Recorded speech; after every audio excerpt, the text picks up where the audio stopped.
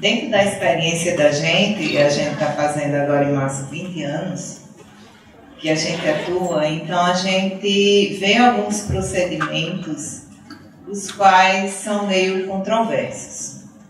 Por exemplo, quantidade de sessões, tipo de sessões. Então, às vezes, na ansiedade de se ter um resultado rápido, então, ao nosso ver, há uma verdadeira correria para ver pela família, pelo próprio paciente, se ele for consciente, que acha que quanto mais fizer, mais vezes, mais dias, ele vai se recuperar mais rápido. E a gente sabe que existe fadiga. Então, eu quero dos 4, e até também um depoimento de Rossana quanto a isso. Como é que com ela isso ocorreu? Né? Porque a gente sabe que o início, quanto mais cedo iniciar, ok. Mas a intensidade, será que está correta? Será que isso realmente é o caminho? Posso falar? Bom, isso varia muito. Eu observo uma variação de paciente para paciente e dependendo dos comprometimentos clínicos que esse paciente vem apresentar. Por exemplo, no caso da disfagia, no quadro inicial, ainda no hospital, o ideal é que sejam realizadas sessões diárias. Por quê? Porque muitas vezes a gente chega para atender o paciente e ele não está em condições de ser atendido. Então, para não se... Aí a gente não vai atender naquele momento, então no outro dia a presença do fonoaudiólogo estaria ali para tentar inserir, iniciar o processo terapêutico. Seria interessante, principalmente nesse tempo de internação hospitalar, que esse atendimento fosse diário. Diário, sábado e domingo também? Provavelmente não, até porque a gente nem tem o fonoaudiólogo inserido assim no ambiente hospitalar aqui com tanta frequência. Mas pelo menos de segunda a sexta-feira, para a gente dar uma atenção maior, uma observação maior, principalmente no quadro da disfagia.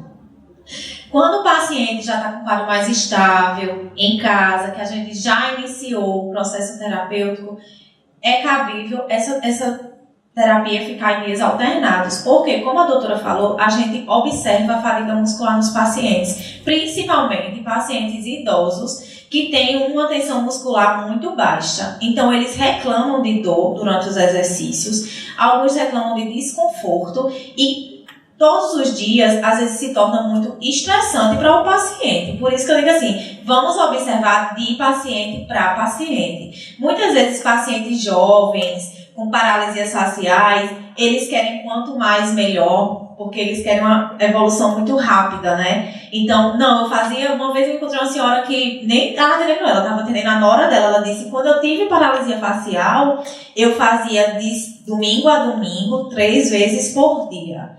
Eu disse, você não sentia dor, porque eu, quando estou trabalhando, fazendo exercícios juntos dos meus pacientes, eu tenho dor muscular, eu tenho DTM, então eu sinto dor. E minha musculatura fica no outro dia dolorida demais. Tem dias que eu não consigo abrir a boca para mastigar direito, em virtude da minha DTM. Então, a fadiga muscular existe. Portanto, isso vai existir uma variação. Agora, também, cada profissional, como tem uma conduta diferente, trabalha em musculaturas diferentes. Eu sei que no caso da fisioterapia, talvez alternem as musculaturas trabalhadas. A gente também tenta fazer isso se for um paciente de atendimento diário. Por exemplo, se a gente hoje trabalha exercícios de lábios e bochechas, amanhã a gente vai trabalhar exercícios cervicais já para tentar evitar essa fadiga muscular. O ideal é que não sejam trabalhados os mesmos músculos todos os dias com os mesmos exercícios, para não se tornar até uma questão repetitiva, Estimular sempre a mesma coisa. A meia pergunta. Por quê? Nós temos um problema no Brasil. Falta de evidência científica. Nós temos evidências científicas, às vezes, isoladas.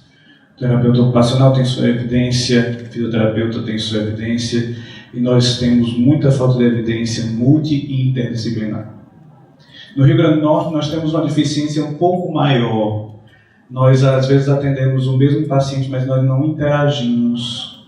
E, às vezes, determinada conduta, já, de uma certa maneira, já atingiu pelo profissional que atendeu. E a gente não abarca as outras necessidades do paciente. Eu acho que esse é um ponto que a gente precisa considerar bem. E uma empresa como a Nutrivida, sair na frente nesse papel, eu acho que chega na performance da eficiência do tratamento.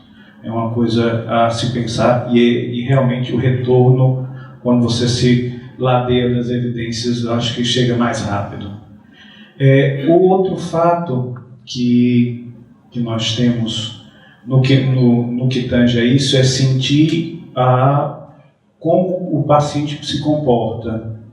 Existe muito profissional que segue uma risca de um protocolo. Você não vê o paciente. Vou dar um exemplo fora daqui, uma coisa que eu mesmo vivi, certo? Nessa semana mesmo, meu filho foi internado com pneumonia, de sábado a terça, e minha esposa é enfermeira. Então, quando eu vi que meu filho não aguentava mais ficar internado no hospital, eu e a médica queria seguir estritamente o protocolo, eu pedi para que meu filho saísse, porque todos os remédios minha esposa podia aplicar. E aí foi um alarido com isso. Mas porque ela seguia estritamente um protocolo e não viu o paciente. Meu filho dormia 1h da manhã, dizendo: papai, pelo amor de Deus, me tira daqui. Porque, aqui um parênteses, aqui eu senti muita falta de terapia ocupacional no hospital, porque se tivesse uma brinquedoteca para o meu filho, se tivesse um espaço onde ele pudesse exercitar o lúdico, e talvez o comportamento dele fosse bem melhor. No caso, entrando numa sequela de AVC, muitas vezes visitei um paciente depois de um acidente de AVC e ele está ali prostrado na cama, assistindo uma televisão, pensando o tempo todo se ele vai morrer ou não vai morrer, pensando no que vai acontecer. Ele tem as intervenções, mas ele passa o dia todo pensando no problema dele. O agravamento psicológico é imediato. Aí, a fala da físio, chega lá o paciente emocionalmente abalado, cognitivamente abalado, um idoso que tinha uma rotina específica, vai para uma internação onde tudo é feito pelos outros, aí você pergunta: que dia é? Que hora é? Ele perdeu a referência, porque ele está literalmente passivo na cama. E tem as intervenções, mas não se vê a pessoa. Então eu acho que são duas coisas. Nós precisamos crescer em evidência e precisamos crescer em personalização do tratamento. Porque aí, como ela disse mesmo, o jovem aguenta. E o idoso? Esse idoso tem rotina? Porque se ele tem rotina, ele tem uma certa resistência. Mas se a vida toda foi passivo? Olha, eu achei bem interessante o teor da pergunta e o teor das respostas. Porque hoje, você falar assim, tratamento precoce, hoje está muito em moda, né? Entrar com uma terapia integral precoce, fazer exercícios de forma mais precoce possível, mas não significa dizer que iniciar precoce é você dar 100% do tratamento dos pacientes num período muito breve. Outra coisa bem interessante que o Igor falou é a questão das evidências, dos estudos, principalmente na área de home care. Eu me lembro que em outro momento da minha vida eu fui dar uma aula falando sobre o home care. E eu senti muita dificuldade de obter dados através de estudos. E entrei na literatura brasileira e saí do Brasil para ver se buscava, mas são poucos os estudos que tem dentro do tratamento de home care. Eu acho que cada vez mais a gente tem que ser humano e individualizar o tratamento. Como eu falei hoje, a terapia nutricional ela é macros, isso serve para qualquer tratamento. Você não pode ver a doença do paciente, você tem que ver o paciente como se está diante da doença que foi acometida. Então, eu acho que é preciso cada vez mais a gente se especializar, a gente estudar e a gente notificar as nossas experiências do dia a dia com os pacientes. Existe uma outra coisa, eu tenho uma outra visão, a ansiedade que a família passa para você. A família lhe cobra muito, a família lhe pressiona, a família faz uma interrogação em relação à conduta que você está tendo. E é preciso que você esteja sabendo, esteja segura daquilo que você está fazendo para ter o poder de persuadir aquela família acreditar que pode ser lento, mas o resultado vai ser bem satisfatório. E existe também a ansiedade do profissional. E às vezes você se depara com uma situação do paciente que lhe angustia e você quer tirar o sofrimento ou minimizar o sofrimento daquele paciente e você tenta acelerar o seu tratamento e às vezes você não é bem sucedido nessa sua pressa, né, correr. E hoje em dia o profissional de saúde ele está sendo muito massacrado por N motivos, inclusive a sua sensibilização. Acho que o tempo vai passando, você vai envelhecendo e você vai se tocando cada vez mais com a dor do outro.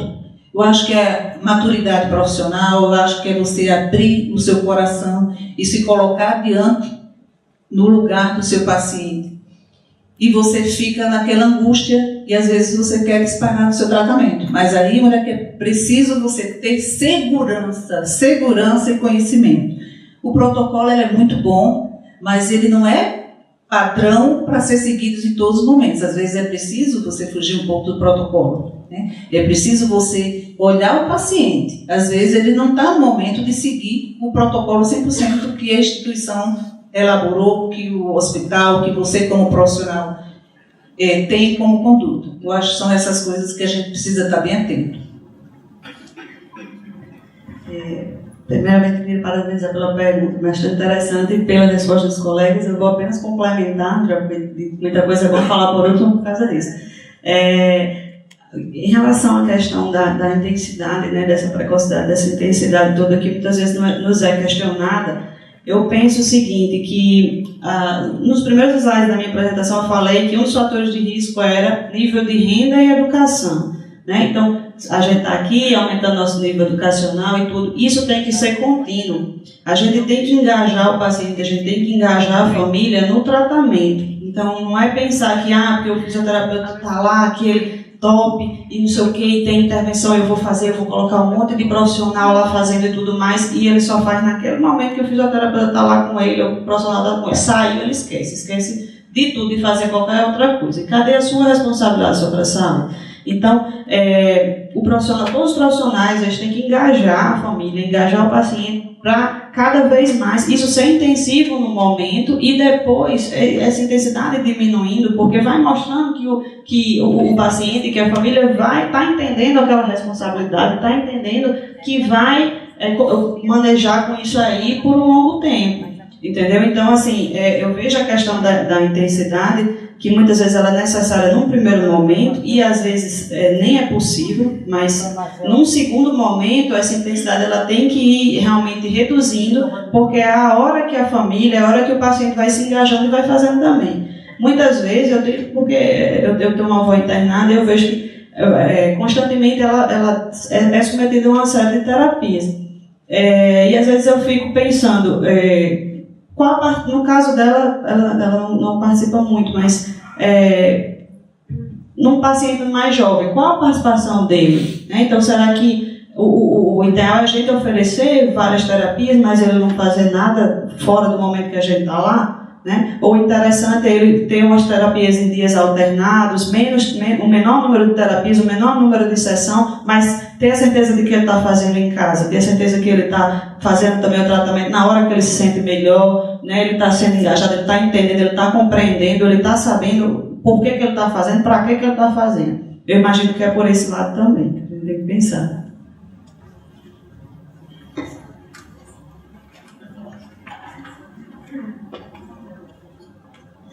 Bom, eu como paciente, eu tenho um depoimento a dar em alguns aspectos do que vocês falaram aqui. Então, assim, eu sofri um AVC há 3 anos, né, como já foi dito. Em nenhum momento dos 30 dias que eu fiquei em uma UTI, eu perdi a minha consciência. Não sei se isso é bom ou ruim, porque consciente 30 dias dentro de uma UTI não é fácil. É onde eu vou chegar na história do protocolo. E eu não me recordo bem, assim, precisamente o dia, mas eu acho que meu tratamento com fono, e com fisioterapia foi na faixa de umas 48 horas, tá? Eu tinha fisioterapia e fono manhã e tarde, todos os dias. Se eu não me engano, fono eu não tinha no final de semana não, mas fisio eu tinha. E vou lhe dizer também, cada caso é um caso. Eu gostava, eu queria ficar boa, eu acreditava naquilo, né? Então, assim, eu tive que aprender a me virar. Hoje não, hoje é tudo mais tranquilo, mas assim, eu passava noites naquela UTI de uma posição só. E isso me incomodava, né? Aí eu falando com a fisioterapeuta, ela me ensinou como é que eu podia fazer para me virar na cama, fazer para segurar o tronco, quando eu comecei a poder ir para a cadeira. E assim, tem série de coisas, né? E para mim foi muito bom. Quando eu tive alta, após os 30 dias, eu continuei tendo fisioterapia domiciliar, de segunda a segunda. Fono eu tinha uma vez na semana, eu acho, nem me lembro mais. Assim, acho que não era uma vez não, acho que eram 2 vezes na semana, né? E a fisioterapia, no primeiro momento, eu tinha de segunda a segunda, manhã e tarde. Quando iniciavam os procedimentos, era tudo muito bom. Mas existe a questão da fadiga, sim.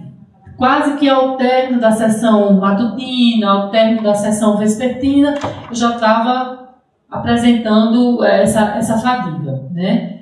E eu faço fisioterapia até hoje, e às vezes quando eu dou minhas faltadinhas, quando eu volto, minha fisioterapeuta me pega, a perna esquerda treme, que é uma beleza, né? Essa é uma situação. Com relação ao protocolo, o que eu tenho a dizer é que eu achei fantástico o que você falou, doutor Igor, porque como eu fiquei 30 dias na UTI, consciente, chegou um momento, e assim, algumas situações você vê, porque eu acho que a UTI, eu acho que tira você, sei lá, é um confinamento complicado, né? Então, eu consciente vi gente levar aqueles choquinhos para poder voltar, vi um paciente no leito ao lado, vi não, mas entendia. Paciente falecer, todo um procedimento ser feito com esse paciente, ele vira óbito. No dia de manhã eu querer saber onde estava o paciente, ninguém queria dizer, né? E algumas situações que são complicadas. E aí chegou um momento que eu comecei a ser anticoagulada com heparina em bomba de infusão. Nessa não sei se nos demais hospitais é assim, mas na instituição hospitalar que eu estava, não podia subir para o andar com bomba de infusão e heparina. Graças a Deus que o meu médico viu com este olhar e disse, não, ela vai para o andar com bomba de infusão. E eu fui para o andar com bomba de infusão, com todas as orientações médicas, e foi o que me salvou daquela UTI, no bom sentido, de eu estar presenciando coisas que eu não aguentava mais de ver, porque sofria, entendeu? Então, assim, esse é o meu depoimento, e a fisioterapia continua até hoje. Pronto, e assim, cada caso é um caso. Eu queria muito, gostava, queria mesmo, e chegou um momento que eu cheguei assim, não, a fisioterapeuta conversou comigo, olha, você já está bem, já está andando, bora para a clínica? Bora para a clínica. Eu gosto de ir para a clínica, entendeu? Porque aí eu vejo pessoas, eu ando, circulo, converso, vejo outros pacientes, melhores ou piores. Enfim, essa é a minha vida há 3 anos. Obrigada. Deixa eu fazer só um ponto aqui. Foi muito bom que vocês falaram, né, sobre a interdisciplinaridade também dos grupos, né, trabalhar em conjunto. Isso também acho que é a agonia de todo mundo, Igor.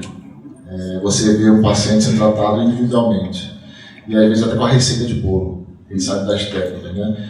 Mas todo mundo sabe que a cada dia mais a tecnologia, né, e o estudo científico estão aí, para quem quer. Hoje eu tenho uma criança de 1 ano e 7 meses, ela sabe mexer no iPhone, todos os aplicativos. Então está na nossa realidade, a gente não precisa nem ensinar, eles aprendem. E eles têm, o cérebro deles aprende, né? Então a gente sabe que a gente não enxerga pelos olhos, a gente não sente pelo tato, pelo toque da mão, a gente não escuta pelo ouvido, a gente faz tudo isso por onde? Pelo cérebro, né? Então o que está acontecendo muito hoje em dia é essa interação da tecnologia com o nosso corpo. Tem pacientes que não tem movimento nenhum, mas a gente sabe que o cérebro está ali, e a gente quer estimular esse cérebro. né? Então, já vi, o que eu estou falando, querendo falar, é sobre a realidade virtual, que está no nosso viver, né? Eu já vi alguns estudos em todas as áreas de vocês, né? Na fonoaudiologia tem, na terapia ocupacional, na nutrição também tem. Nutrição tem um papel muito importante.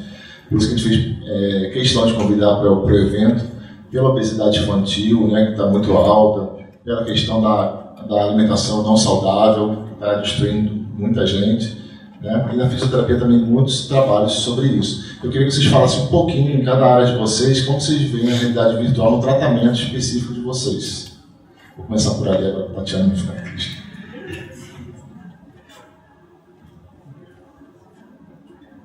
A terapia de realidade virtual, eu falo da parte da fisioterapia, ela tem tido uma boa abordagem. Começou com o uso de videogames, né, videogames mais interativos, e aí a fisioterapia começou a ver que poderia usar alguns desses videogames para estimular certos tipos de movimentos do braço, movimentos da perna. Né, e tem tido uma boa aceitação, porque é algo que estimula o lúdico, né, algo que estimula principalmente a motivação. Então, ele não direciona tanto para as limitações, mas sim para o potencial que esse paciente tem. Então, é diferente de ficar tentando movimentar o braço, aquela coisa. Não, ele vai ter um objetivo, que é um jogo, né, e tentar o objetivo dentro daquele jogo, o que ele é capaz de fazer, estimulando certas habilidades. Então, cada vez mais tem crescido a evidência científica em termos de realidade virtual, tanto para a movimentação do braço quanto da perna, de pacientes que tiveram AVC. Na fisioterapia tem sido bastante promissor. E em várias clínicas a gente vê que isso é realidade, já está sendo utilizado. Na parte eu comecei o dia assim, eu acho que vou terminar o dia assim. Em relação à nutrição, a parte virtual, ela tem, como tudo na vida, tem o seu lado bom e seu lado ruim. Estímulos que vêm atender satisfatoriamente a parte da nutrição, mas outras utilizadas de uma forma meio errada, interpretada também de forma meio errada por quem faz uso. Então, a realidade hoje, é um avanço. E toda a modernidade ela traz consigo o lado bom e o lado ruim.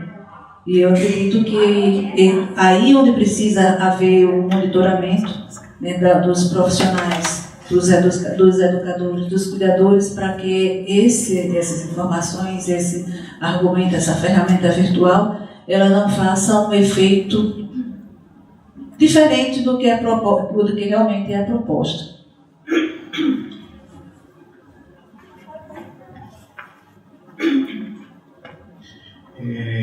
A realidade virtual é algo muito interessante para a terapia ocupacional, mas não sei se eu falava aqui, e eu me lembrei de um risco eminente. É claro que a terapia ocupacional usa muito o aspecto do cotidiano e o aspecto do prazer. A pessoa precisa ter significado aquilo que ela faz, né? E como a terapia ocupacional une a parte cognitiva, emocional e motora, a realidade virtual ajuda bastante. Nós temos poucas coisas ainda no Brasil, no Nordeste também, como terapeutas ocupacionais, eu acho que nós temos muito poucas coisas. Mas eu me lembrei de um fato, Conceição, que eu queria contar, que casa muito com o que você falou. Uma vez eu conversava com um pesquisador daqui, um fisioterapeuta, e ele me contava empolgado que ele conseguiu condicionar o cérebro de uma senhora, um Alzheimer já bem avançado, e ele condicionou com a realidade virtual que ela, quando ela tirava o óculos, ela conseguia andar numa projeção, um tapete que ele colocou no GIF da realidade virtual. E ela não fazia nada, você botava a cadeira de rodas, botar a cadeira de rodas em frente ao tapete, eu não vou dizer como é que ele fez, ele me explicou detalhadamente. Tirava o óculos, ela levantava, andava até o final e parava. Ela estava condicionada a isso, e botar a cadeira de rodas para ela continuar. E aí ele disse a mim, eu tentei fazer isso para ela se alimentar, mas ela não conseguiu. Aí eu disse, justamente, que a gente acha que se alimentar é algo simples. Tem muitos componentes na alimentação, porque nós aprendemos desde pequeno, então a gente acha que é algo simples. A coordenação visomotora, a percepção do espaço, a fricção, a percepção de quantidade, o quanto eu preciso, o quanto eu já estou satisfeito ou não, se isso me dá prazer ou não. Então são muitos elementos envolvidos na alimentação, e aqui tem muita gente boa para falar sobre isso. E não tem como condicionar, então, ou seja, a realidade virtual não chegou para isso, e não vai chegar nisso, né? Então é mais um recurso. Nós estamos igual criança aprendendo algo que talvez nos faça muito bem, mas pode nos fazer mal. Então a gente vai errar um pouquinho no Brasil, mas vai ser um recurso bem interessante. Cito outro exemplo, plataformas de estimulação que terminam quebrando a relação interpessoal, né? Talvez vocês já tenham visto plataformas de estimulação cognitiva.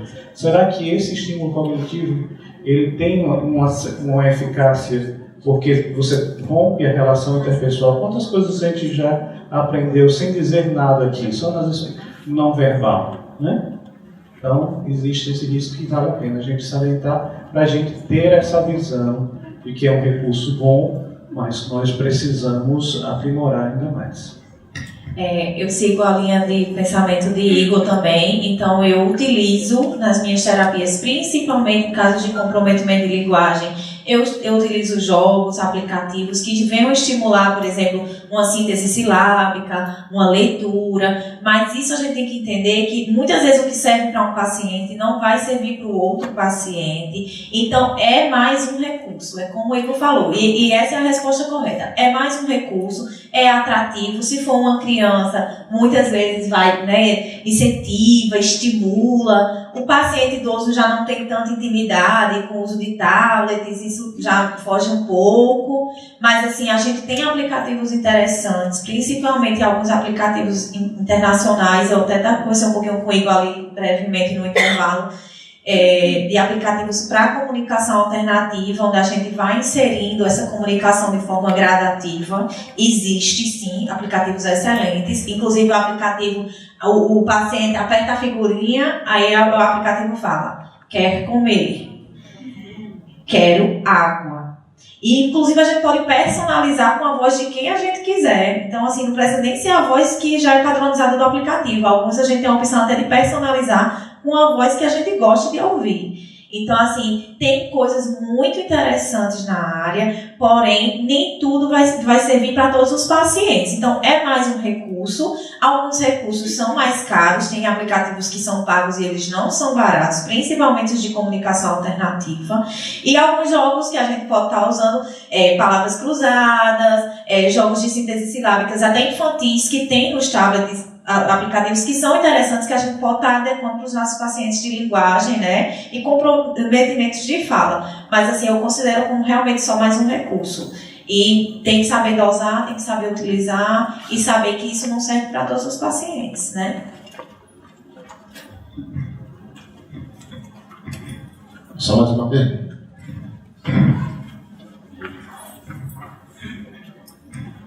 Boa tarde. Eu gostaria de saber duas informações, na verdade. Como todo profissional que lida com seres humanos, nós precisamos ter empatia, vê-los de uma forma mais diferente. E como é que vocês lidam com a parte mais psicológica dessa questão do paciente? Porque, querendo ou não, às vezes nós temos mais afinidades com uns e não com outros. Tem o profissional psicólogo no grupo multidisciplinar, mas às vezes o paciente tem mais afinidade com um que não é psicólogo. E como vocês lidam com isso? E pedir para a Rosana falar um pouquinho como é que foi esse processo seu em relação a essa parte psicológica, esse apoio que você recebeu dos profissionais.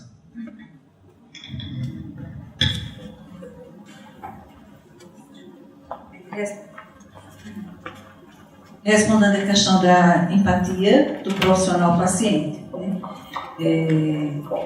É bem interessante. A empatia, às vezes realmente o paciente não se sente à vontade com você por qualquer questão, né?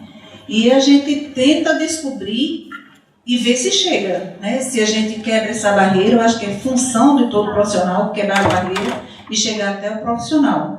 Quando isso não é possível, pelo menos aqui no Home Care, a gente tenta de todas as formas. Quando não, a gente faz uma mudança do profissional? Porque eu acho que é interessante você se dar bem com quem está lhe tratando. Você sentir confiança, você sentir empatia, você sentir a vontade.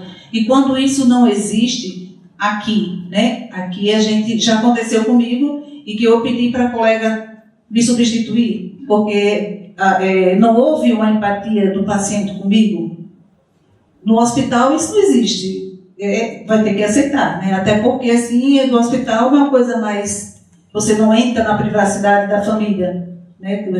O paciente está no hospital. Em home care não. Você entra na casa do paciente. Você entra na privacidade do paciente, da família. Então é preciso que exista uma relação muito boa, até para o paciente aderir àquilo que você está falando.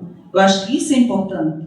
E se não tem como, se você não conseguir penetrar, né, quebrar a barreira que existe entre vocês, dá para remanejar o profissional sem maiores problemas. Concordo, né, com toda a fala da Conceição. Eu acho que não tem como o profissional de saúde atender, né, fazer qualquer atendimento, nem só o fisioterapeuta, você está todo dia ali, né, e você não tem uma empatia. Na verdade, eu particularmente, graças a Deus, eu não tive muito problema com isso assim, no decorrer da vida. Acho que nem tanto em relação a mim, não. Acho que em relação às outras pessoas que não tiveram problema comigo.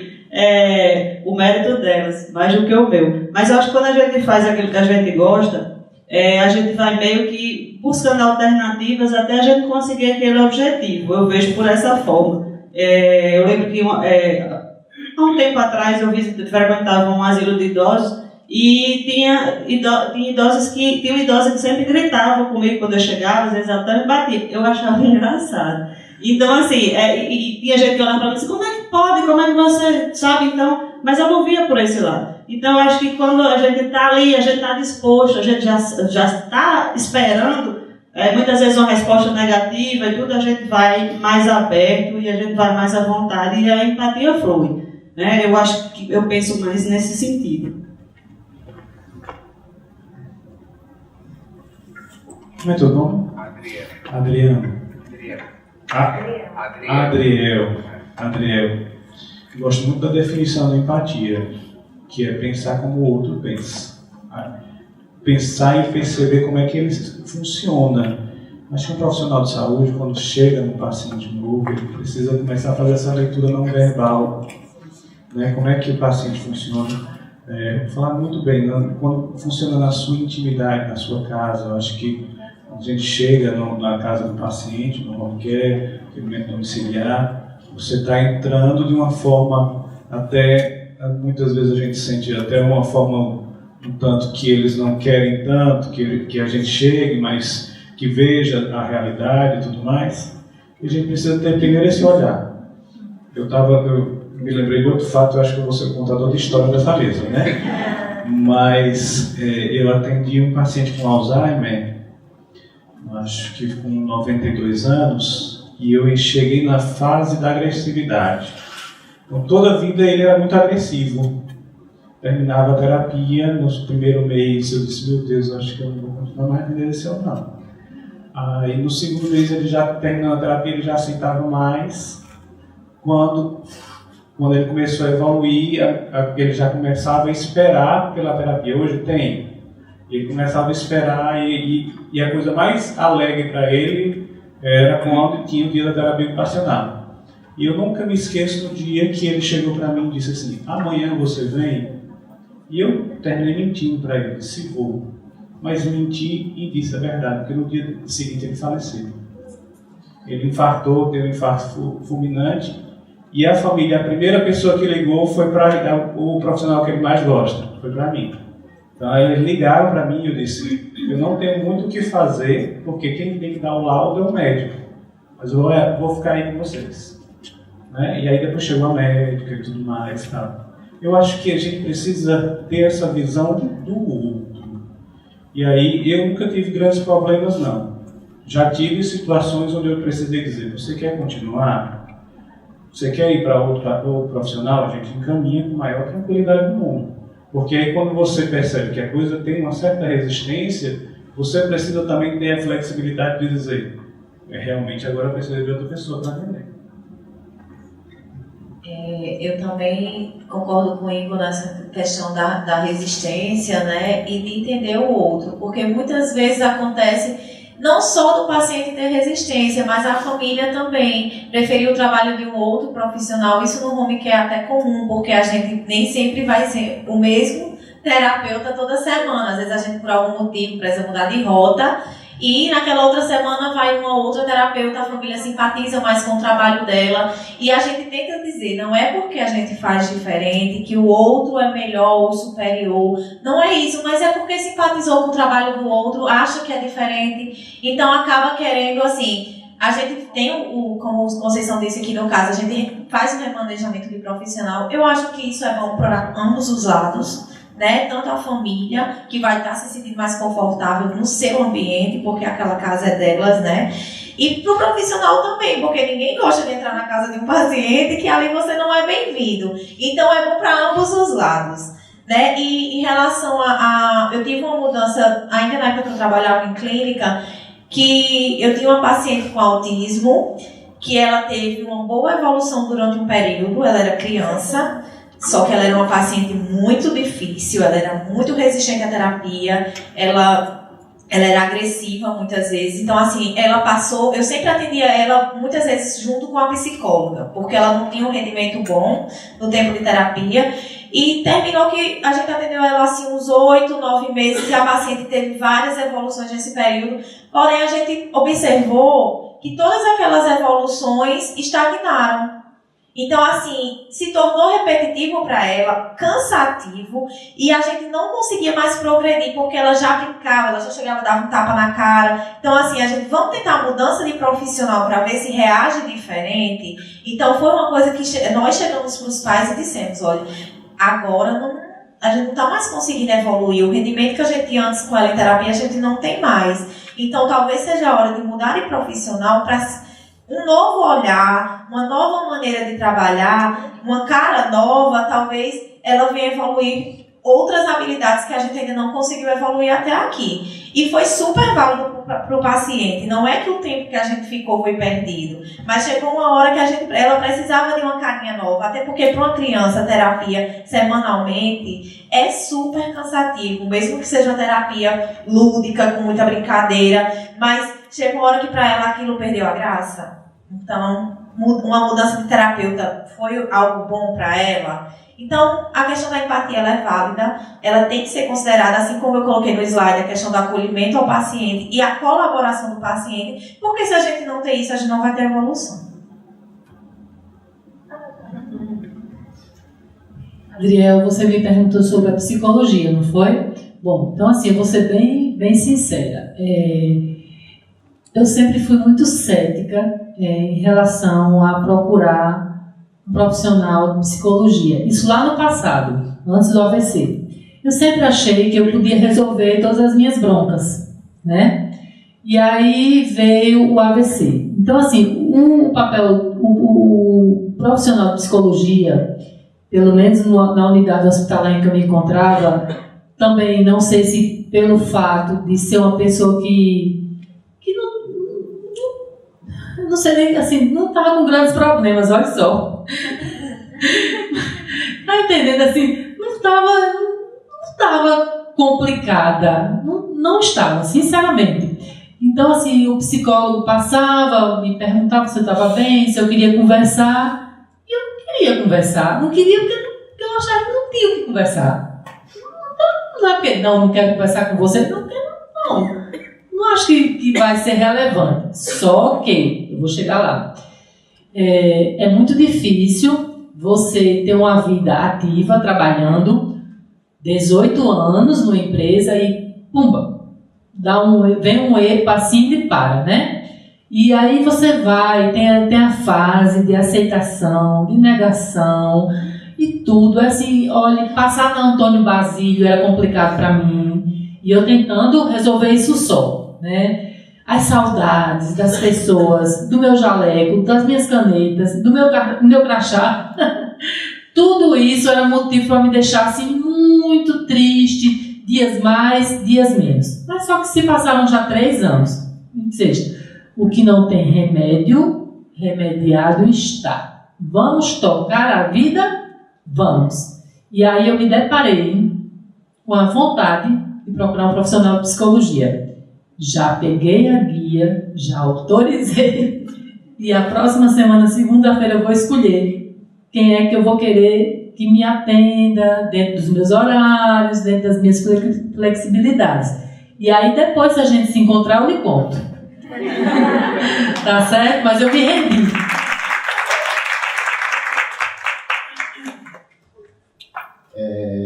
Então, com isso, eu gostaria de agradecer a presença de todos vocês também, mas não vou embora ainda não, porque vai ter um negócio rapidinho. Eu já falo, gostaria de agradecer, já faz assim, né? Já faz exercício contra o AVC. Eu queria também agradecer a presença de Ana, que foi uma paciente, teve AVC, o irmão dela, qual é o nome? Assis. Também é a outra irmã também. Para casa da família toda aqui, obrigado pela presença de vocês, é muito importante também, né? Vocês que convivem com isso também, tem a sua história particular também, a história particular da família que cuida também de vocês, né? Como é importante. Eu que vivi ali dentro, eu vi como vocês se amam tanto, se cuidam, né? Disso. Então, assim, deixa eu só passar um vídeo rapidinho aqui para vocês verem. Põe a luz aí, por favor. Obrigado. Então, galera, aqui é o Xande Abrão, eu vou falar de um assunto muito sério com você, o AVC, acidente vascular cerebral. Você sabia que essa doença pode ser evitada em 90% dos casos? Então, aqui eu estou fazendo vídeo para você. Eu motivo feliz em fazer você se prevenir do AVC e poder participar ativamente da campanha que acontece de 21 a 29 de outubro em todo o Brasil. Qual o seu motivo para evitar o AVC? Dentro dessa.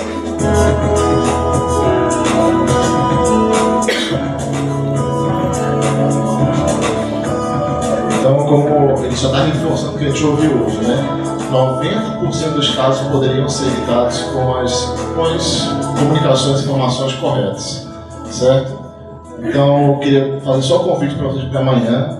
Amanhã um grupo do Estudo Cego pode descer, vai estar no Praia Shopping, quem mora pro lado de cá, quem mora pro lado de lá, na Zona Norte, vai estar no Partage Norte Shopping. Tá? Como é domingo, a gente vai estar lá de 11 horas até as 21 horas, falando sobre esse problema do AVC, para onde você vai sentir alguma coisa. Vamos estar fazendo teste lá de verificação de pressão. Muita gente que, como a gente viu, né, metade dos casos são pessoas que não cuidam da hipertensão arterial. Então a gente vai estar lá verificando a pressão de quem estiver lá e verificando a glicemia também, tá certo? Então, se vocês puderem passar lá o horário que vocês puderem, levar a família, amigos, para verificar, vai ter uma equipe lá também de técnicos fazendo a verificação disso. Então vocês estão convidados a participar da nossa campanha, tá bom? E espalharem por aí essas informações. Queria agradecer também a Nutrivida, o Dr. Dinal, o Dr. Fernando, que não esteve agora de tarde, pela oportunidade de estar esse ano aqui. E é isso, muito obrigado.